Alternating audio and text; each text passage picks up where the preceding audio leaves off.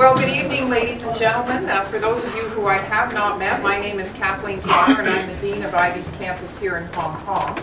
It's my pleasure to welcome you all here tonight, and also to welcome Michael Perrott here. Michael is a professor of information systems, but he's also one of the most innovative and creative professors that I have had the opportunity to work with in the last 27 years at the Ivy Business School. And the reason that I say that about Michael is that he's consistently looking at things saying, why does it have to be that way? Why can't we try it in a different way? And it's not just the technology side of things. He's had extensive experience in marketing as well, and brings these two into a nice blend. And when we wanted to put an e-commerce course into the Ivy Business School, he worked very closely with the marketing faculty to make it one of the best courses that we had. Creative, innovative, challenging, and all the time something that people, we had a long list of people that wanted to sign up for that course. When it was Michael and Michael, it was the Michaels that taught the course. Actually, the last time that Michael was here, we had two other faculty members visiting at the same time, and they were both Michaels. So we had Michael, Michael, Michael. And it looked like it was a prerequisite to teach on our school that your name had to be Michael. Michael did do his PhD at Queen's University in Canada, and so although his education has all been Canadian, his work has been international. He's worked in various places around the world. He's been in Australia, been in Europe, he's been in various places in North America, and we've had the pleasure of having him here in Hong Kong for several years. He's here right now teaching on our Executive MBA program, their Information Systems course, and he volunteered to come in tonight to talk to you about an area that was near and dear to him. He has so many areas of interest, though, that he's also running another session on Saturday morning for the students around managing boards. So he's got broad experience, and I will just turn you over to Michael and let you question him all you want. Okay, great. Thank you so much, Kathleen. Thank you for being here, and thank you for giving your time to see some familiar faces, current students, past students, new friends. So thank you for being here. I want to make this as interactive as possible, and so as I'm going through the material, if you have any questions, please do stop me. And Michael, being in the back row is no immunity to being questioned. You know that the first thing we do is we always cold call in the back row. So I want to talk about information technology governance, and it's true, right? I want to talk about information technology governance, largely because it's an issue that's been largely ignored by organizations until it's too late. And by way of illustration of that, let me just show a quick CBS News clip, which if you had a CEO nightmare, his or her nightmare would likely the biggest identity theft case ever in this country. Early Show consumer correspondent Susan Copen has our top story. Good morning, Susan. Good morning, Maggie. It's a little soggy out here this morning, and some soggy news for places like Barnes & Noble. As many as 10 stores where we shop every day had their computer systems broken into, and nearly 40 million credit and debit card numbers fell into the hands of hackers. It's a way of life. We don't think twice about using our plastic. Debit and credit cards make it quick and easy to check out of retail stores like Maxx and Barnes & Noble, and wholesalers like BJ's. Unfortunately, these and several other stores, including Marshalls, Sports Authority, and Forever 21, were easy targets for cyber thieves, who stole more than 40 million credit and debit card numbers. TJX, the parent company of TJ Maxx and Marshalls, made the stunning admission early last year, and yesterday, a year and a half later, the Justice Department announced charges against 11 people it says are responsible. As far as we know, this is the single largest and most complex identity theft case that's ever been charged in this country. It was a worldwide ring that sent stolen customer information from here in the United States to computer servers in Ukraine and Latvia, where it was stored and sold. 3 of the defendants are U.S. citizens. The others hail from Estonia, Ukraine, Belarus, and China. And authorities say it is impossible to quantify just how many millions of dollars were stolen because of this theft. Maggie? CBS's Susan Copen, thank you. Joining us now is CBS News Science and Technology correspondent Daniel Seaburn. Good morning. Okay, you get the idea. As soon as this was announced, TJ Maxx's share price, TJX's share price went down 5% day after. Within 2 weeks, it went down another 10%. and a lot of management time, energy, and effort was consumed in trying to deal with this problem over the ensuing year. Now the share price did come back after a year and is now at a level that was higher than what it originally was, but not after a significant amount of effort on the part of their parent company to get their information systems in line, to get their security in line, to get everything, their entire processes and their staff sensitized to the risk that consumers are taking when they share their personal information in the form of credit card and banking information. And so really this is the sort of thing I'm talking about, is what happens when a crisis hits, and typically we may not have a response, we may not have a plan in place, we certainly never expected it when it comes to our information systems. What do we do about it? What do we get in terms of religion after the fact? But more importantly, what can we do about it before the next occurrence happens? And the TJ Maxx example is a bit of an extreme one, which is why it makes the news not only nationally in the United States but internationally. But let's take another case, a similar problem, and one that you've probably seen, and we like to put everything into the context of case studies here. Let me talk to you about Sydney Water. And Sydney Water is Australia's largest and oldest public utility. They are responsible for providing water, delivering water and treating water to the New South Wales region of Australia in and around Sydney, Australia, the capital. So they serve over 4 million people, $1.4 billion in revenue, $13 billion in assets, and a capital expenditure budget of around $500 million each year.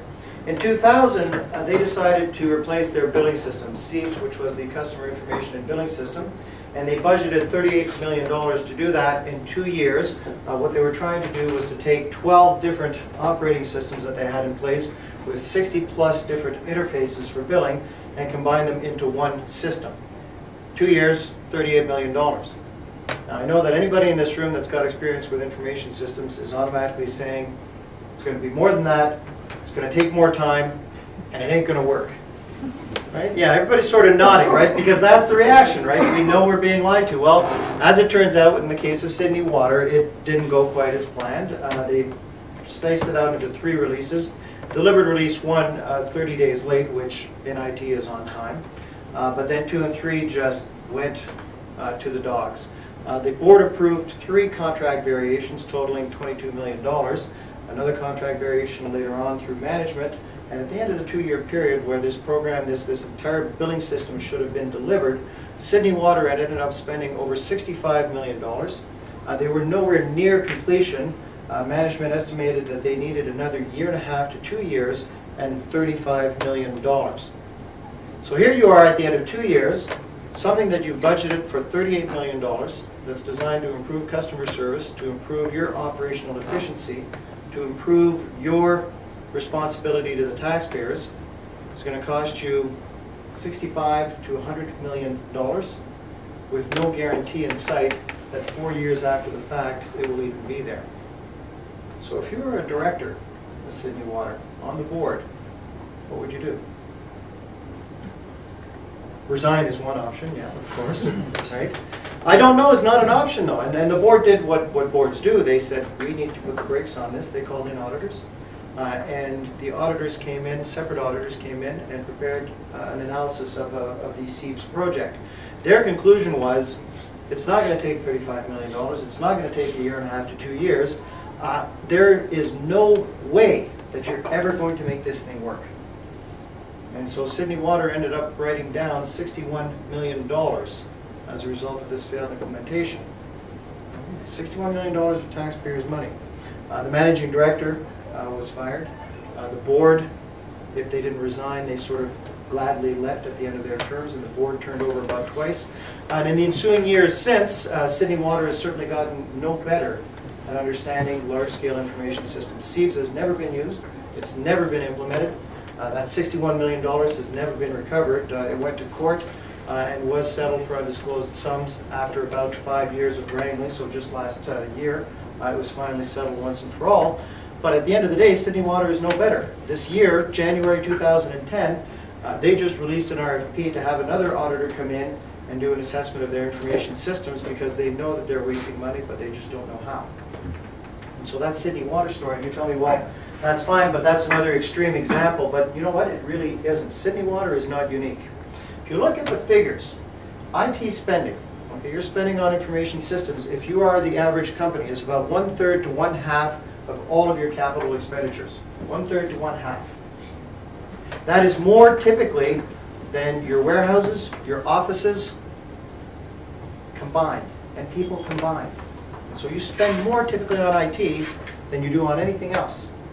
If you're a typical organization as well, it's a pig and python problem in the sense that you spend very little and you go along spending very little for about 10 years, and then all of a sudden the IT director comes in and in a panic says, oh my God, we need to replace all of our systems and it's going to cost $1 billion or something a little less than that. But they will come in and they will say, we need to now devote the next 2 years to upgrading our systems, to upgrading our technology to be in line with new requirements, new regulations, new state-of-the-art technologies to help improve what we do in terms of our business as an organization. So 1/3 to 1/2 of all capital spending is on IT, and about 40% of that goes to the board. 40% of that goes to the board for approval. But if you look at the results, they're still dismal. You know, stated bluntly, most IT projects fail. Most IT projects fail. And you can see the numbers there right behind me. 20% of all IT efforts wasted. That's Gartner Group on a big scale study that they did. 15 to 28% of projects abandoned. Cost overruns of 43 to 189%. I mean, think about this for a second. I mean, it really says two things. One, it says that we've grown accustomed to really not demanding the same level of excellence out of our IT personnel that we demand out of others in the organization. Because if I was a CFO and I said to you, well, I've sort of misplaced 40% of our earnings this year. They're there somewhere, but I don't really know where they are. But trust me, they're there somewhere. That CFO would have a very short career trajectory. But if you're a CIO and you say, I've only wasted 40% of the IT budget this year. Only 40% of our projects weren't on time, on spec, or on budget. I'm a hero, and I should get an insane bonus because I'm much better than the average. It's a ridiculous thing to say, I realize. But it is the state of affairs.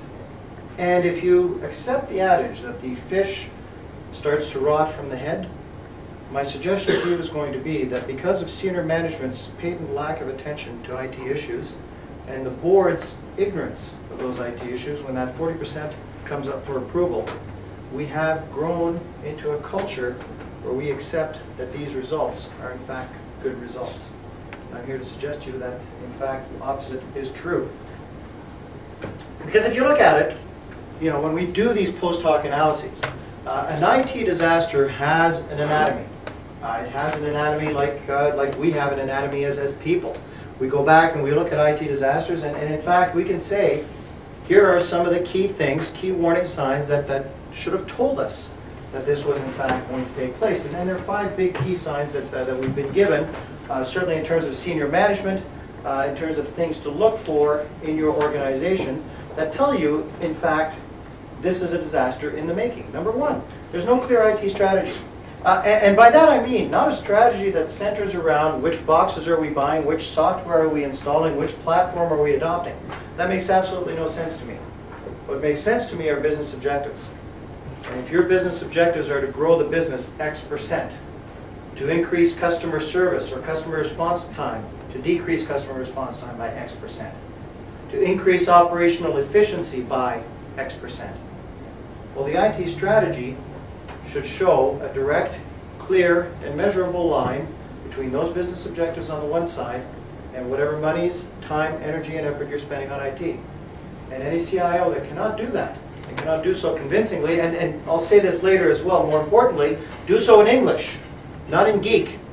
Right? Because geek is an arcane, 3-letter acronym-laden language all its own, which is fun to lapse into, but it's you know, the domain of this arcane priesthood of people in white lab coats and raised floors and air-conditioned rooms that run big computers and say, don't touch, you know, this is IT. If they can't explain that, then you don't have an IT strategy. I don't care how many documents you have in your organization that say, this is our IT strategy. So an IT strategy doesn't exist as our number 1 factor.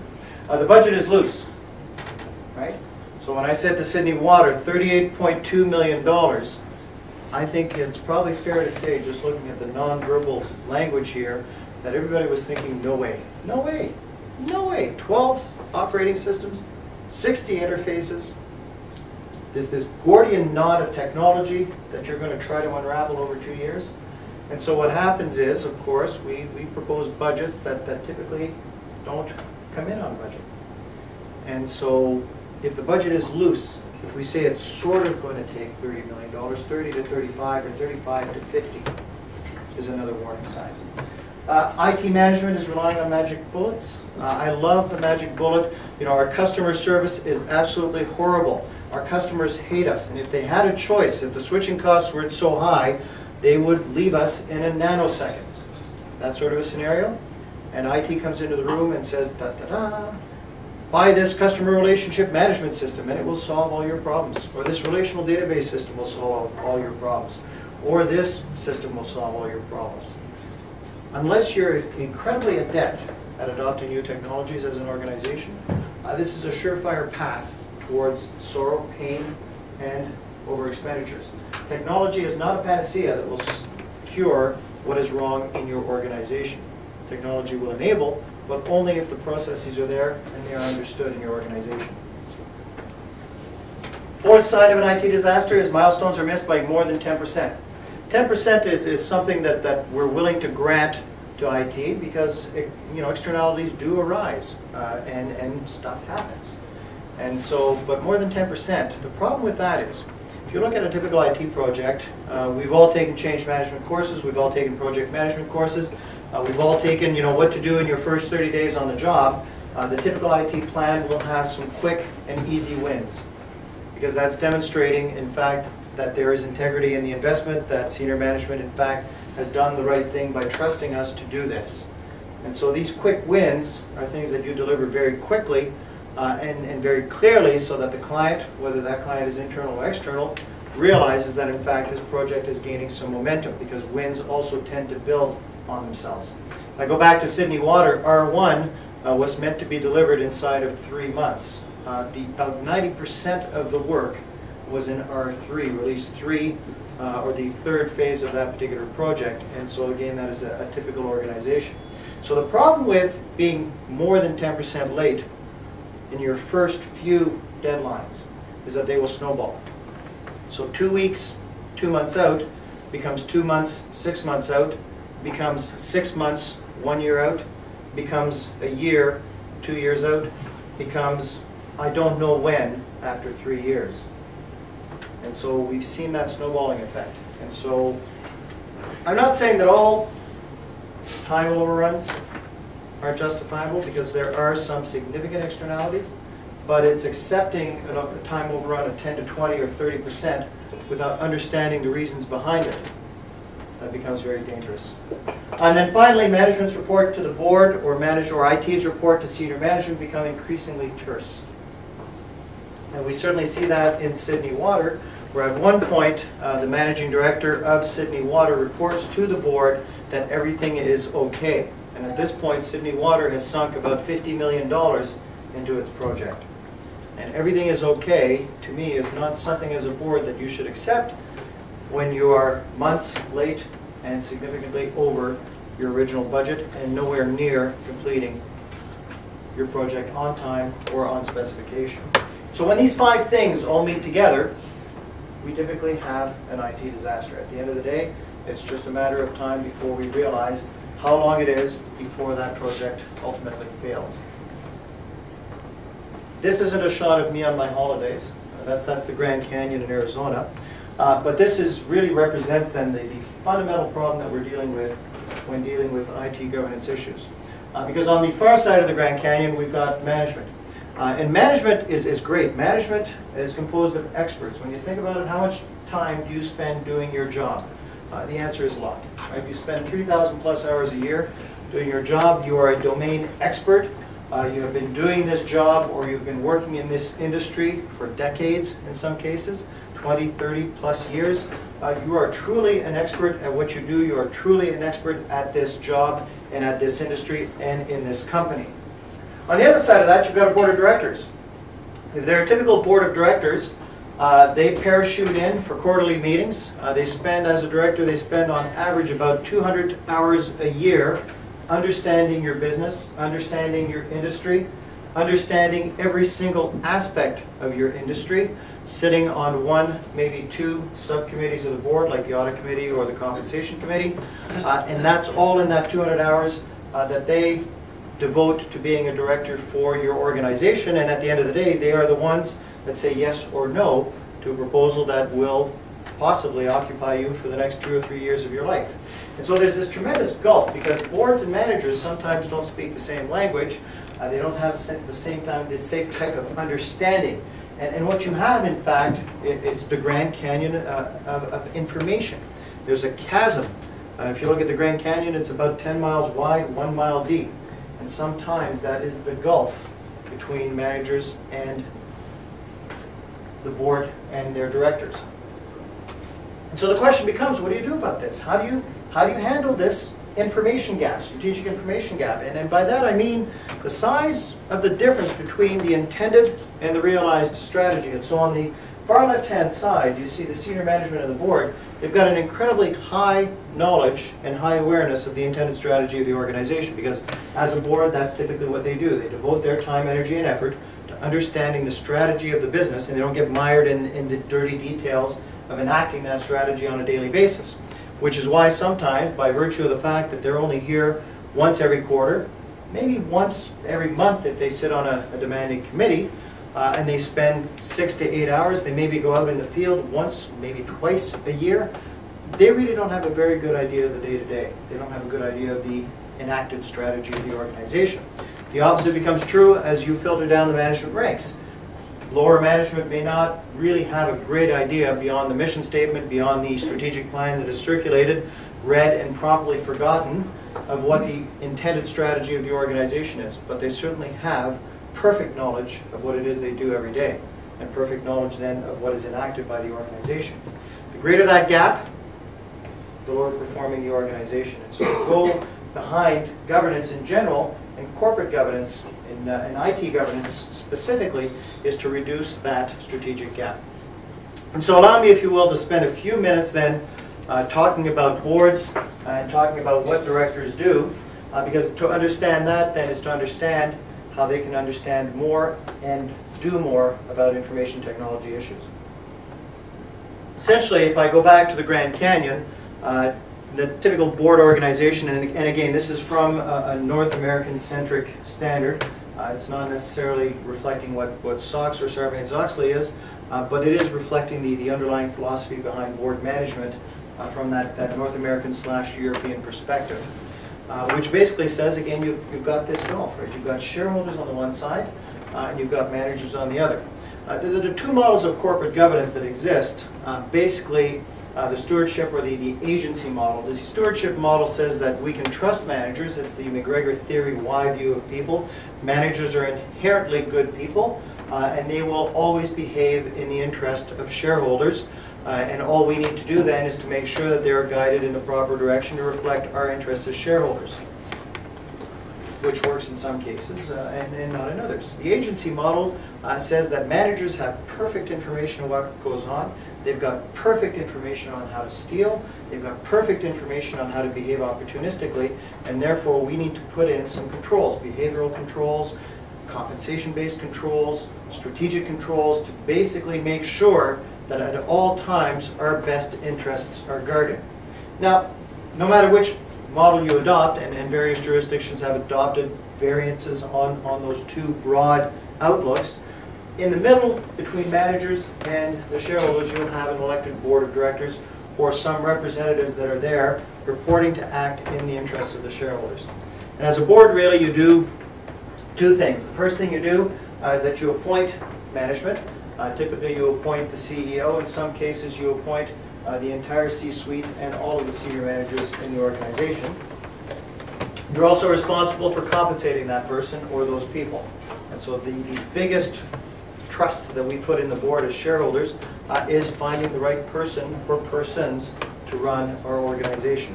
The second thing you typically do then is you will then appoint an audit committee composed of external directors, that is, not directors that are affiliated with the organization, and their responsibility is to work with the auditors to ensure that the financial reporting is complete, true, and accurate, and delivered in a timely manner to the shareholders.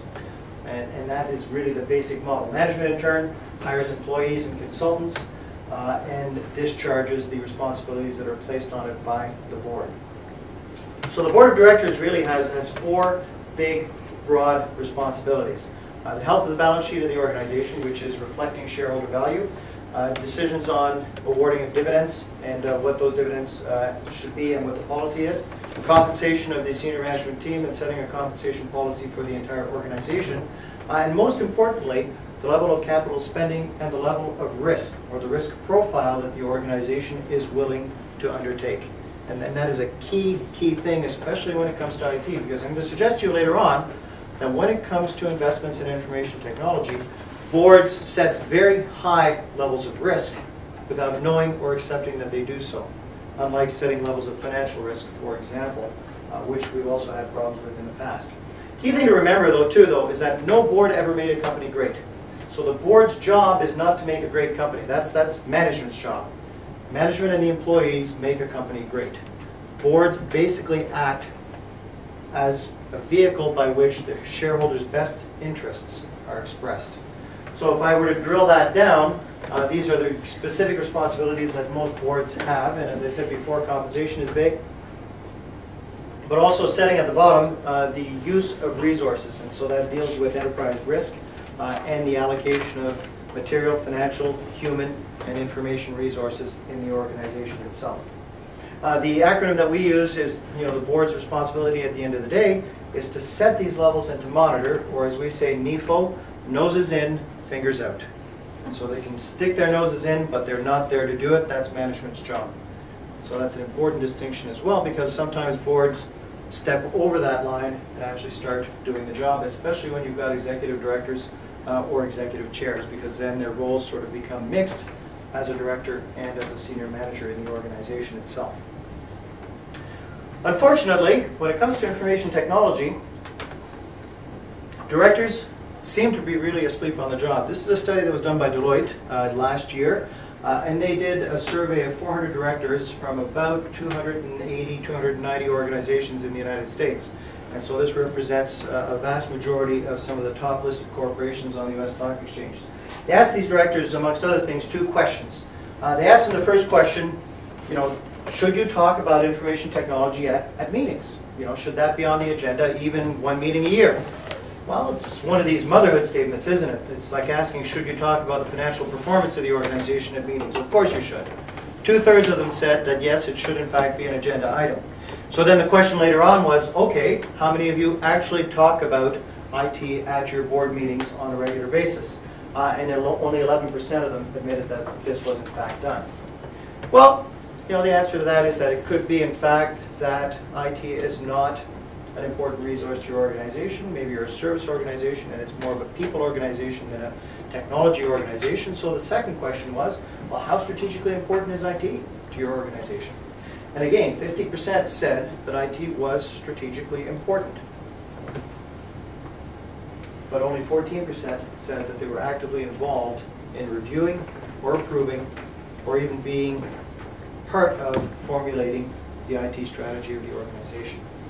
And so again, more evidence that this gulf exists. And directors, for whatever, Michael, you made a great comment when we were talking outside, that sometimes senior managers, and I really believe that to be true, and I'll let you know right now that I'm going to be using this forever and not attributing it to you at all. Okay, but thank you for that. No, but the point that you made, which I think was a good one, was that senior managers seem to form an opinion of technology at some point in their careers, and once they form that, it's in cement, and they carry it forward for the rest of their lives. And so, your comment was Unix is hard. Well, they just suddenly decide that Unix is hard, and therefore anything to do with Unix in the future is going to be hard or impossible to do. And what we're seeing here, I think, in these results is that behaviorally, it's almost like this childish reaction goes on when you mention information technology. The board members are mentally going, la, la, la, la. They're not listening. They just dial up because IT is the boring stuff, and we don't need yet another IT person coming in here and talking this acronym-laden talk to us about all these different boxes and systems that we're implementing. This is simply uninteresting to us. And so, we have evidence of that. and it's an unfortunate state of affairs. I will say this, the responsibility to change that, though, is with management, and especially with IT management. Because until they start talking the language of business, business will ignore them. So, it might be a problem with directors, you say. They may not have had the training. This is a survey that was done by McKenzie Consulting Group on behalf of the Canadian Coalition for Good Governance, and they surveyed the top directors from top firms that are listed on the Toronto Stock Exchange, and they asked them very bluntly, how good a director do you think you are? Now, the first thing you need to get from that pie chart is that because this is a Canadian survey, 10% of them very, self-effacingly demurred and said, I'm not too sure, right? That's fine, that's the Canadian quotient. 90% of them, however, responded that they were effective or highly effective directors as far as they were concerned. Okay, this is interesting. Then you go ask the CEO the same question. When they asked the CEOs of those directors, how effective do you think your directors are? The CEOs responded that 85% of their directors were not effective at all, 10% were effective, 5% were highly effective. In the words of Tom Hanks in Apollo 13, Houston, we have a problem. Okay. Well, we asked directors too, where do you spend your time? This was the same McKinsey survey. You can see that 20% on strategy, 10% on nurturing talent, that includes succession planning, 30% on routine, and 40% on oversight. And so if you look at that, 70% of their time is spent on compliance as a director. And so if you take that into an 8-hour board meeting, that roughly says that 5.5 hours is spent on regulatory compliance. It is in part a reflection of the growing regulatory framework that surrounds most publicly listed corporations. But it is also testimony to the fact that regulatory stuff is, I'm going to say this cautiously, but regulatory stuff is easy. Right? It's all checklist driven. And you sit there with your checklist and management reports, we have done everything on the checklist, and the board of directors looks at the checklist and says, yep, you've done everything on the checklist. Then the audit committee reports, we've done everything on the checklist. The board says you've done everything on the checklist. It's time consuming, and it's almost mindless, and I've seen boards go through this sort of process, but as a result, if I ask you, what would you rather have your directors do? Tick off lists for the Securities and Exchange Commission, or spend time giving you feedback on the strategy that you've just spent 3 months developing in your organization, and that you're going to spend untold millions delivering, using hundreds or thousands of your employees, affecting millions of your customers. If I was a CEO, I'd want somebody to tell me, you're doing the right thing, or you're not. And that somebody has got to be a director. Because you hire directors because they have that knowledge. They've got the sector knowledge, they've got the industry knowledge, they've got the context, if not for themselves, to be able to go to say to someone, here's an idea that our CEO just came to us with, does this make sense to you or not? And so, generally speaking, when you distill it, here's where they should be spending their time. In terms of compliance, it really should be no more than 40% of their time. And so that's not happening as well. Again, because compliance and routine is easy, it's not mentally taxing, but also because it's an easy trap to fall into, that we've got all of these things to fulfill our fiduciary responsibilities. And a lot of directors will get very nervous. Right now in North America, it's becoming increasingly difficult to recruit good directors simply because of the liability exposure. Not financially, okay? Not financially, because you do have insurance that indemnifies you against any damages as a result of negligence or incompetence on your part as a director. But if you pick as a director somebody who is at or near retirement in terms of their career, so they are sitting on your board and they think, well, this is great. I go, 4 or 5, 10 days a year, I go to get to hang out with some interesting people, and I'm affecting this company that I believe in. It's fantastic. I'm really happy to be a director. They're paying me a token sum to do this. It's certainly not anything that will enrich me or change my life. So this is all very interesting and fun. And then a shareholder lawsuit hits you.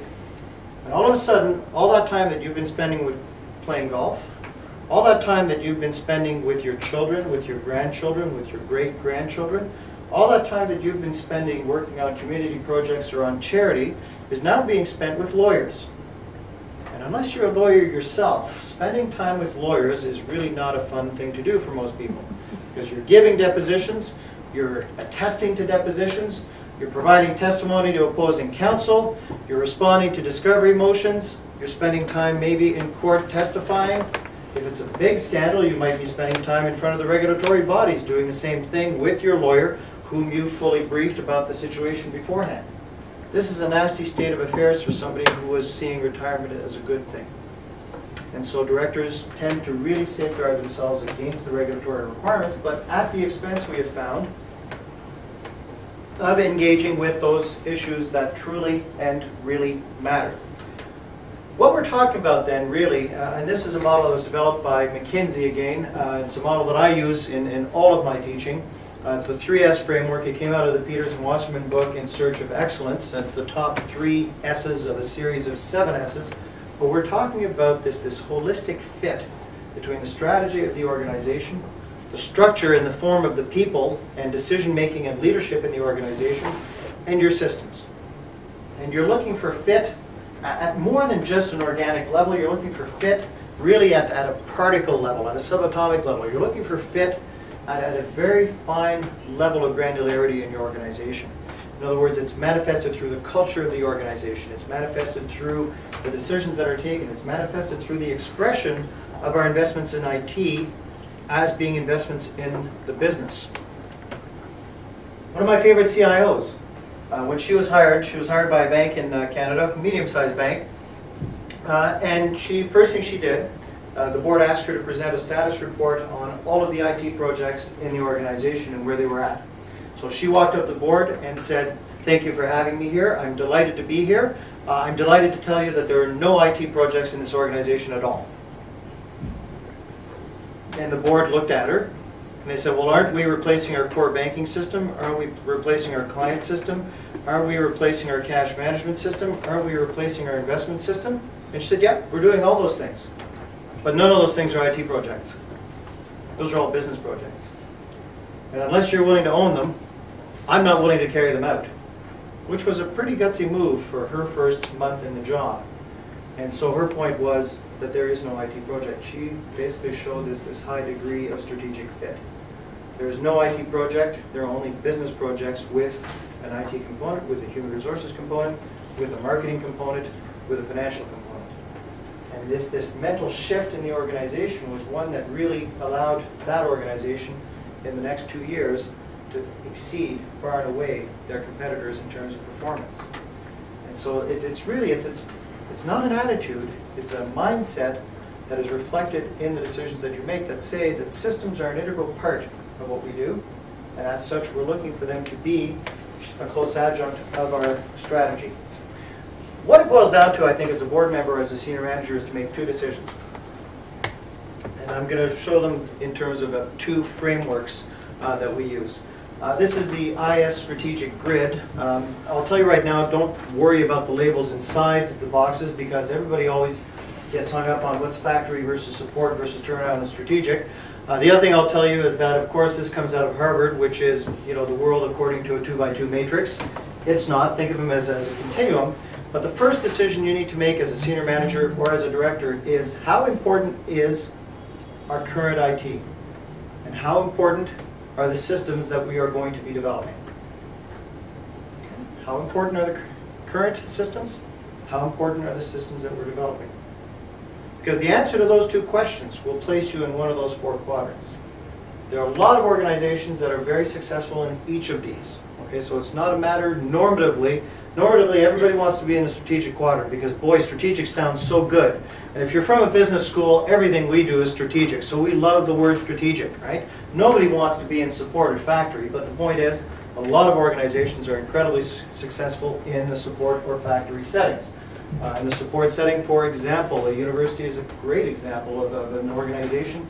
If our information systems were to disappear, with the exception of perhaps email, most of us would probably not cry, right? And whatever changes we make are marginal.